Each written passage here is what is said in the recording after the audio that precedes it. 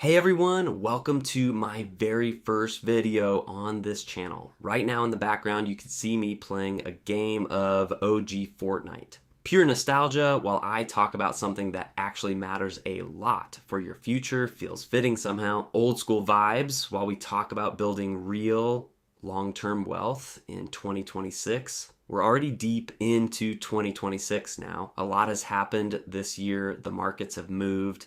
And I've been thinking more than ever about how I actually want to handle my money going forward. So today I'm going to be completely honest with you. This is exactly how I would start investing right now if I were beginning from scratch. No hype, no complicated strategies, no get rich quick nonsense. So just the straightforward, slightly boring approach that actually works. You know, I've always been someone who thinks several steps ahead. I like to look at trends, risks, and long-term consequences before I make big decisions. When I apply that same thinking to investing, the picture becomes pretty clear. Most people overcomplicate it. They chase excitement, they buy expensive courses, they try to day trade, and then they wonder why they're not getting anywhere. The truth is simple. The people who actually build serious wealth over the next 10, 15, or 20 years are usually the ones who keep it boring and consistent. That's the path I'm choosing. And that's what I want to share with you today. I made plenty of mistakes myself in the past, and I want this video to help you avoid the ones I made. First things first, and this is non-negotiable for me, you need an emergency fund before you invest anything serious. I'm talking about 3 to 6 months of your essential living costs sitting in a safe, accessible place. Life doesn't care about your investment plans. Cars break down, jobs change, unexpected bills appear. So without that buffer, you're forced to sell investments at the worst possible time. I've seen too many people destroy years of progress that way. A lot of people ask whether they should build the full emergency fund first or start investing at the same time. My approach would be 50-50 in the beginning. Split your extra money each month. Half into the emergency fund, half into investing. That way you build both at the same time and create momentum early. Once the emergency fund is solid, you can go 100% into investing.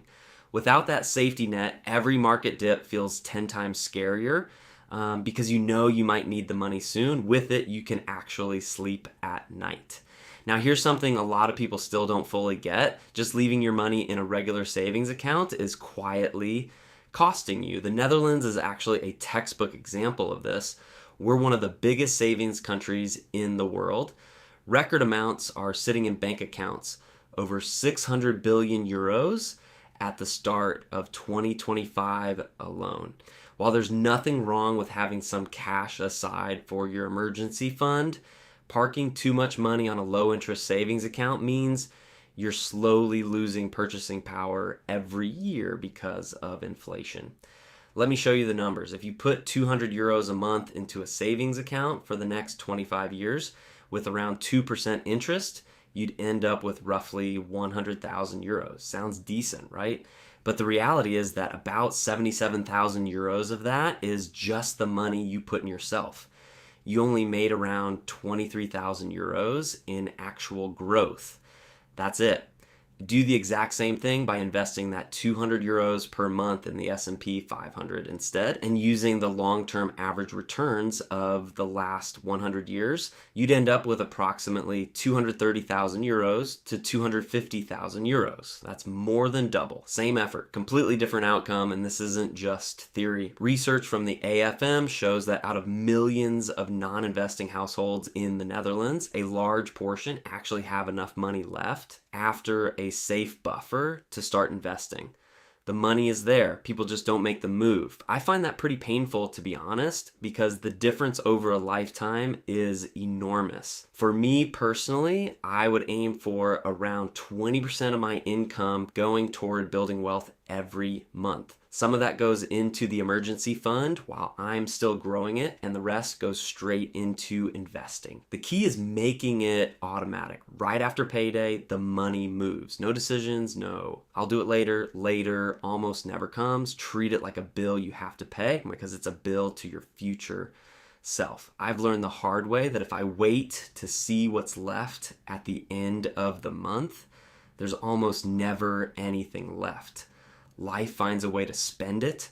So what would I actually put the money into? Two simple broad ETFs, a big chunk in an S&P 500 tracker, the 500 largest companies in America, and another solid portion in a global all-world ETF that gives me exposure to thousands of companies across the entire planet. That's it. No individual stocks, no trying to pick winners, no timing the market. Why? Because even the professionals who do this full time struggle to beat the market consistently over long periods. I'd rather own a piece of the entire economy and let it grow over decades than stress about which company is going to outperform next quarter. Diversification matters. When one sector or country struggles, others can carry the load. That's the kind of peace of mind I want. We saw this clearly in 2025. The S&P 500 had a rough patch with a drop of over 20% at one point. Social media was full of people saying this was the beginning of a much bigger crash. A lot of people panicked and sold at the bottom. Those who stayed invested have been rewarded. 2026 has been a strong year so far with solid gains.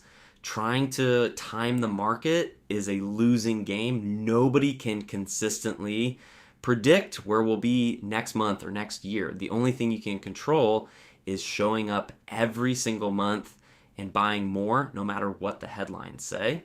That discipline is what separates the people who actually build wealth from the ones who stay stuck. This approach also fits the kind of life I want to live. I value freedom and optionality.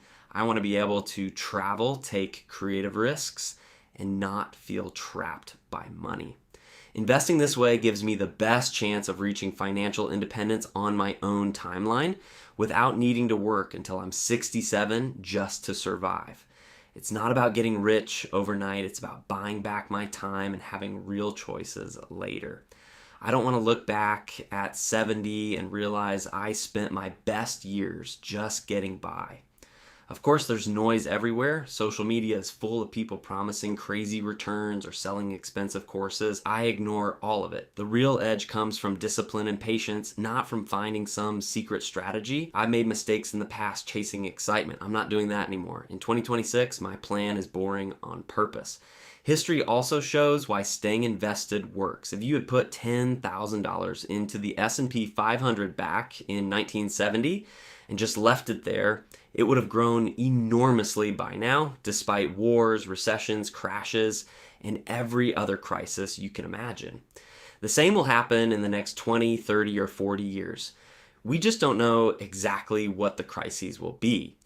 But the market has a long-term upward trend, and owning a broad piece of it has been one of the most reliable ways to build wealth. If you're watching this and you've been thinking about starting but keep putting it off, I get it. It feels overwhelming at first, but it doesn't have to be. Start small if you need to. Set up the emergency fund, open an account with a low-cost broker, automate monthly investments into a global ETF, and then let time do the heavy lifting. That's genuinely the whole strategy. Simple, consistent, powerful over the long run. Belegging doesn't have to be exciting. In fact, the more boring it feels, the better you're probably doing. The biggest mistake you can make is not starting at all and just watching your money slowly lose value on a savings account while you keep working until you're old. I don't want that for myself, and I don't want that for you either. This is my first video, so I'd love to hear what you think. Drop a comment and tell me where you're at with your own finances or investing journey. Are you just starting, or have you been at it for years? What's holding you back right now? I read every single comment. Thanks so much for watching my first video all the way to the end. If it helped or made you think, hit that like button and subscribe so you don't miss the next ones. I'll be sharing more about money, freedom, and the decisions that actually move the needle. Thanks so much for watching all the way to the end. If you enjoyed it, hit that like button and subscribe so you don't miss the next videos. I'll see you soon. Take care of yourself, and I'll talk to you in the next one.